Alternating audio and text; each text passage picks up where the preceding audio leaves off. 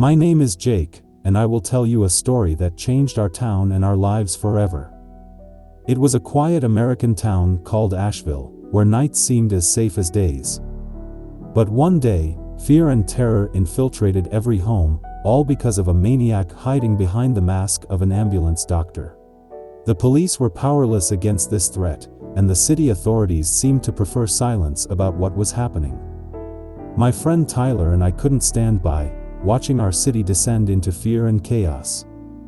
We knew something had to be done, and we decided to take matters into our own hands. At first, we simply began observing. Night after night, we hid in the shadows, tracking the movements of the maniac. We gathered clues, talked to people, trying to piece together the puzzle and decipher its mystery. But it seemed he always eluded us, and we never even managed to see his real face. Every step we took was carefully watched. The maniac knew someone was trying to oppose him. But that didn't stop us. Our attempts to uncover his secret sometimes only brought pain and fear, but we didn't give up. Every time we were close to the truth, he slipped away from us like a shadow. One night, during one of our nocturnal pursuits, we stumbled upon an old abandoned warehouse. It was there that we found his medical van, filled with strange devices. It was like a key to solving the puzzle, but we needed to proceed with caution. We decided to lay in wait, hoping to catch him in the act. When the doctor returned, we engaged in a struggle. It was a fight on the brink of life and death. He pulled out a syringe with some liquid and injected himself with it, gaining incredible strength within minutes, and we couldn't withstand him. But we didn't give up. In a moment, he dropped one of the samples of the liquid, which Tyler noticed.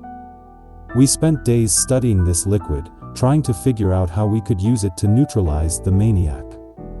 As our investigation expanded, we realized we needed to learn as much as possible about the maniac himself, to understand his motives and try to prevent further crimes. Thanks to connections and gathered information, we began uncovering the secrets of this maniac's past. Initially, it was shocking to learn that the maniac had been officially declared dead. We felt it could be related to his atrocities, perhaps an attempt to escape police pursuit. But our goal was to learn more about him.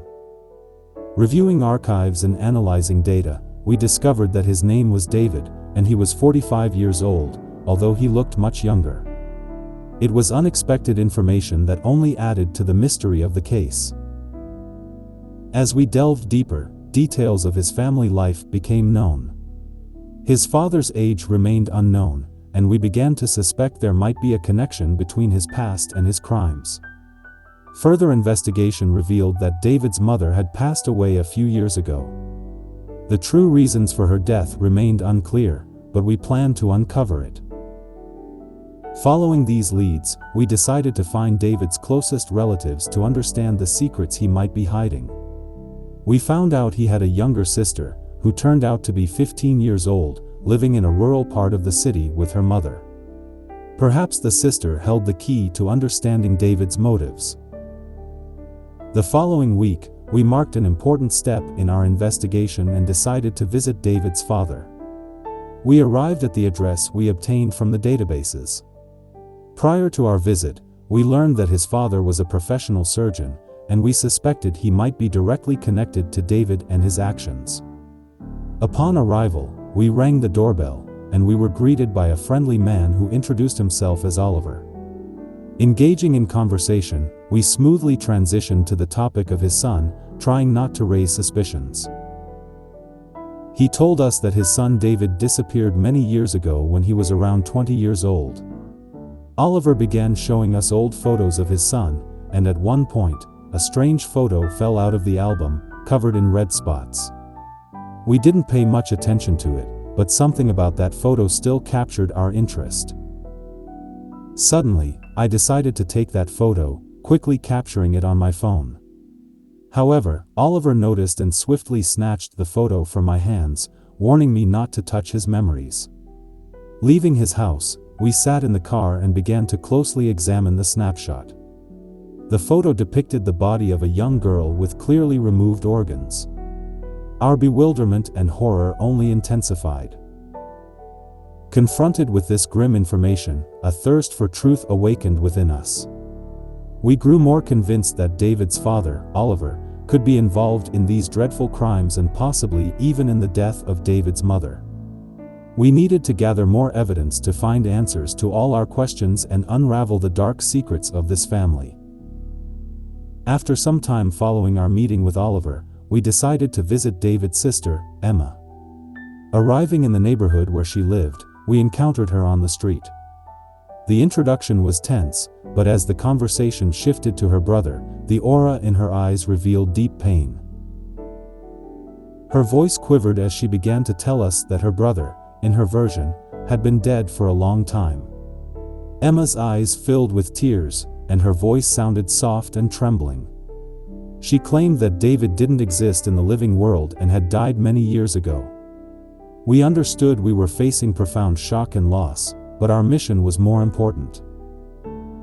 We tried to explain to Emma that there was plenty of evidence to the contrary, and her brother might be linked to a series of brutal abductions and crimes. Occasionally, she began to show slight trust in us, but we still couldn't extract the information we needed from her. Meeting Emma showed us how intricately tangled this story was and the impact it had on David's family. We realized that in order to unravel this mystery and complete the investigation, we would need to dedicate more time and effort to understand David's motives and unveil the mastermind behind these horrifying crimes. We understood that the path to the truth would be difficult and dangerous, but we were resolute in continuing our investigation and seeing it through to the end to protect the city and bring the perpetrator to justice. In another surveillance of the Maniac, we continued to observe his actions as he mercilessly abducted his victims. Our struggle was an ongoing race against time, and unfortunately, we didn't always manage to save all potential victims from his grasp. Later, we decided to trace where he was hiding and living. And what we discovered left us in complete shock.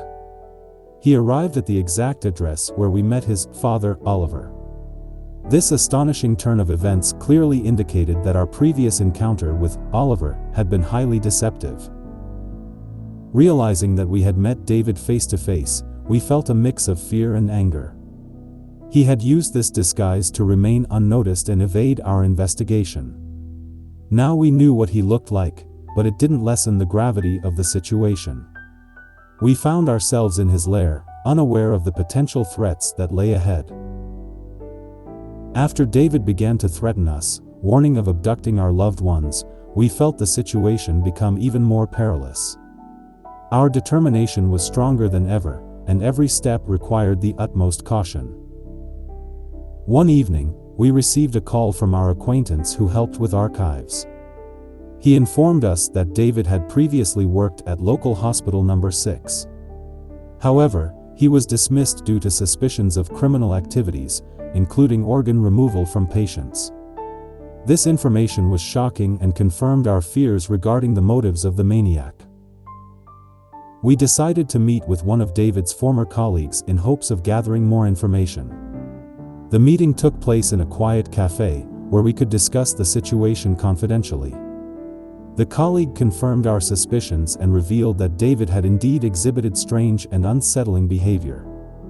His actions and demeanor raised concerns among the medical staff, and ultimately, he was let go due to irrefutable evidence. Learning this, we understood that we now had another crucial piece of the puzzle. His employment at the hospital, as well as suspicions of organ removal, could provide us with a trail to follow and potentially uncover additional evidence that would help us solve his crimes. With each new piece of information, we delved deeper into David's dark past and his sinister deeds. We still had to unravel the final mysteries in the puzzle, concerning how David could intercept calls and arrive at the crime scene so swiftly. Important pieces of this puzzle began to fall into place. David's colleague pondered aloud that when David was fired, one of the old ambulance vehicles went missing. No one paid much attention to it, as it was already an outdated vehicle. But we quickly realized that it could have been the tool allowing David to intercept calls. We speculated that this stolen ambulance might have been equipped with a device to intercept phone call signals. This explained how he could intercept call signals and arrive at the crime scene faster than the official ambulance. This enabled him to be ahead of everyone in learning about emergencies and lying in wait for his victims. With this new information, we understood how he operated and how he could be so effective in his abductions. It also meant that we now had a specific target for our next step, finding this stolen ambulance and locating the signal interception device within it. We realized that every step forward was bringing us closer to unraveling the truth and apprehending this maniac, who could no longer hide in the shadows. Our determination was unshakable, and we were willing to go to great lengths to stop his cruel deeds and restore safety and peace to the city. Through acquaintances involved in archives and investigations, we managed to gather additional information about the whereabouts of David's real father. It turned out that he lived in a small house nearby. He was an old man, already 71 years old. Arriving at the given address, we found Oliver sitting on a bench near the house. He was a man marked by fate and losses, clearly not expecting to meet us. Our hearts were filled with compassion for this person who seemed to have lost so much in life. We approached him and introduced ourselves. Oliver's gaze was filled with memories and sorrow as we began to ask questions about David. At first, he seemed somewhat surprised that someone was interested in his son, but then sparks of hope lit up in his eyes, hoping that someone might know about his family's fate. Oliver began to tell us about David, about how he had mental problems since childhood, about the strained relationship with his mother. These words unveiled a significant part of the tragic story. He recalled the dreadful evening when everything spiraled out of control, and David fatally stabbed his mother. Our conversation with Oliver was emotional, and we understood the weight of what had happened. He was shocked by the events and could never fathom how his own son could commit such an act. This conversation confirmed our belief that the story of David and his family held the keys to uncovering his motives and heinous actions. We knew that only by unraveling this complex history could we stop David and prevent further suffering for anyone he might touch. It's worth noting that evidence pointed to Oliver as the prime suspect in this crime. The arriving police officers witnessed a horrifying scene and had a difficult time assessing the intricate dynamics. Suspicion fell on Oliver, and he was placed in a high-security psychiatric hospital. Learning this, we realized that David, by assuming the disguise of an ambulance doctor, was likely trying to escape his past and express his madness in the most horrifying ways. This story became even more complex and dark, and we were determined to uncover the truth, stop him, and prevent further crimes. Understanding Oliver's complicated situation, we decided to treat him justly. We told him that his son David was still alive, but at the same time emphasized the danger David posed to others. Oliver was struck by this information, his eyes filled with mixed emotions, relief that his son was alive, and fear of what he might have done. We offered Oliver a meeting with his daughter Emma but emphasized that it would only happen after we neutralized David and ensured safety. Oliver agreed to this condition, realizing that without intervention, the situation could become even more dangerous. An important piece of information was that the composition of the substance David injected himself with resembled adrenaline with a strong additive. This fact added a new layer of mystery and peculiarity to the story, highlighting David's unstable mental state and his danger to society. After careful consideration and preparation, we decided to track David once again, hoping to catch him this time and use a sample of his adrenaline for counteraction. My decision to experience it firsthand was bold but risky. Tyler was worried, but you were persistent and determined. After the adrenaline was injected, you initially felt fine, but then experienced drowsiness and lost consciousness for a while. Tyler naturally became concerned and tried to bring you back to consciousness. When you regained consciousness, you felt a surge of strength and energy, but upon seeing David, you rushed towards him, delivering blows. My strength was overwhelming, and you inflicted serious damage on him. However, you suddenly realized that David was not just a maniac but also a chemist experimenting with substances. He used a substance that allowed him to quickly recover and escape. My lack of control over my actions led to me attacking Tyler, and he struggled to subdue me. Despite my instant recovery after the confrontation with David, you felt intense pain throughout your body. As a result, I found myself in a state close to losing consciousness and spent the following week resting and recovering. This dangerous attempt to confront David showed me how potent and unpredictable the chemical compound he used was. I had to recover and continue the fight against this evil, devising new strategies and plans to finally stop David and protect your city from his horrific crimes. Afterward, the realization that definitive action was necessary became clear to us. We informed Emma, David's sister, about everything that was happening and concluded that the only way to neutralize him was through his demise. We went after him. The place where he stopped was a deserted wasteland. We hid our car and gave a knife to Emma just in case for self-defense.